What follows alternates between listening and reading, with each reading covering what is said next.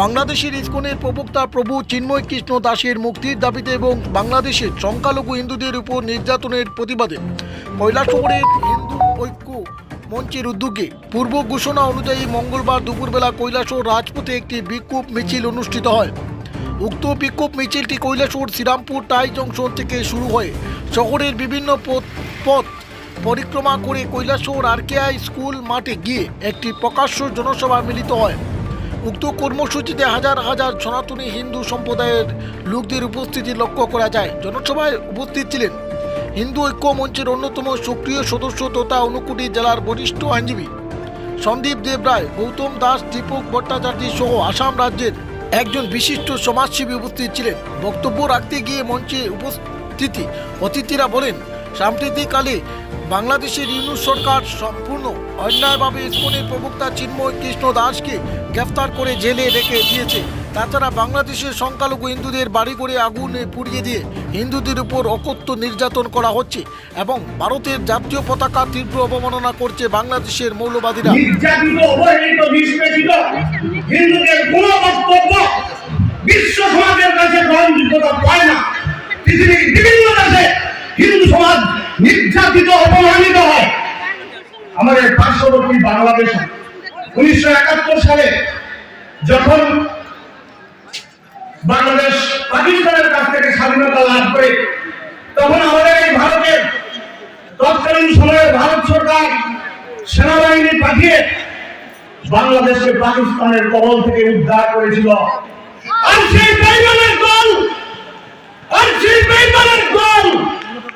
বাংলাদেশের স্বাধীনতা ঘোষণার পরেই তারা দেশটাকে ইসলামী রাষ্ট্র হিসেবে ঘোষণা দেয় এবং লক্ষ লক্ষ ভারতীয় সৈন্যের বলিদানকে অস্বীকার করে।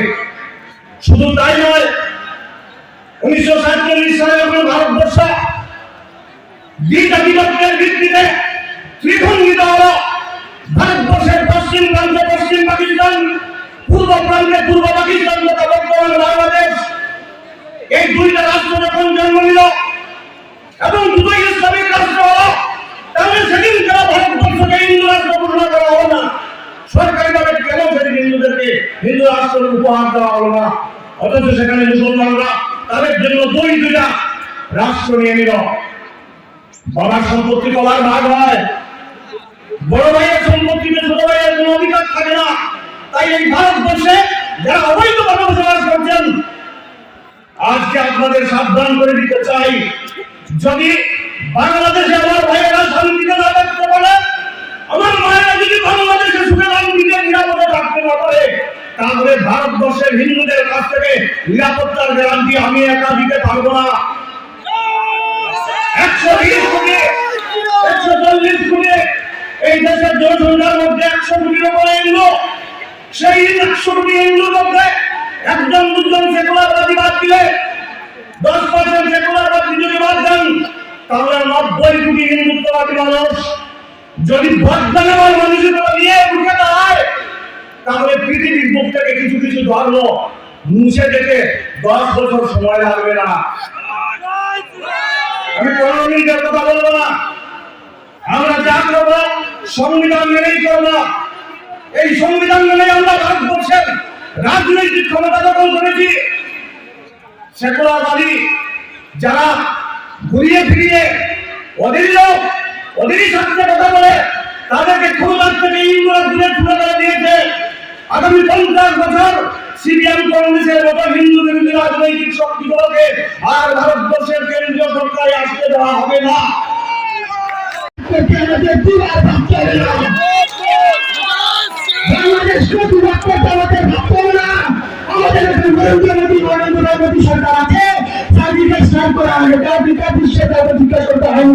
আমি এখানে আমার সংক্ষিপ্ত বক্তব্য শেষ করবো, কারণ আমাদের মধ্যে আমাদের হিন্দু ভাইদেরকে হাত জোর করে অনুরোধ করেছি, আমাদের পরিবারদের থেকে আমাদের এখানে প্রফেসর আমাদের অসীম চক্রবর্তী মহাশয় স্যার এসেছেন। স্যারের মূল্যবান বক্তব্য না শুনে কেউ মাইক থেকে যাবেন না।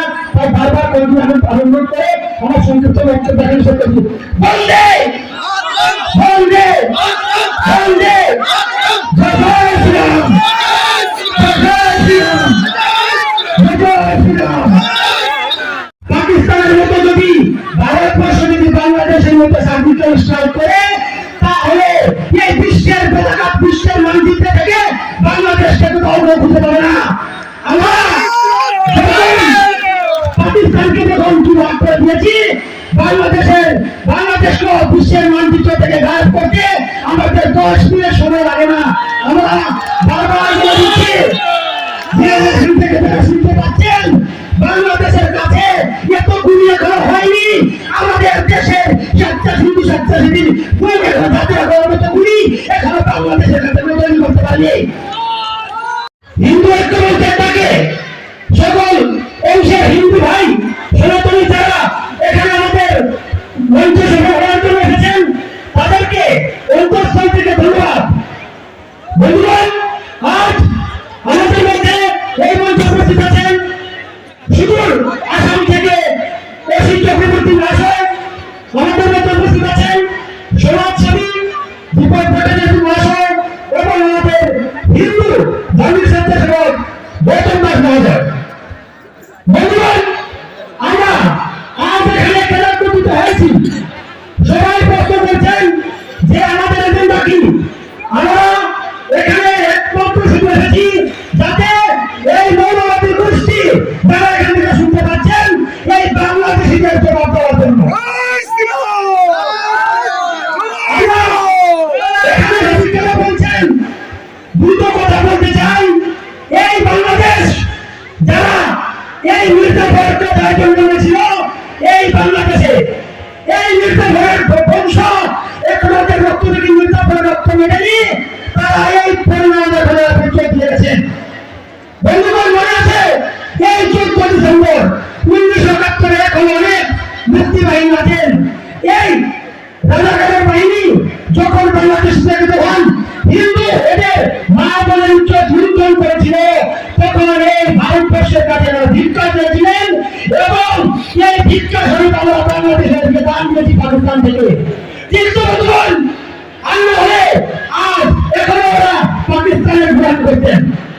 যারা এখানে আমাদের সেই 1971 আমরা এখনো এই ভারতবর্ষী 90,000 সৈনিক পাকিস্তানের এখানে সারেন্ডার করছিল।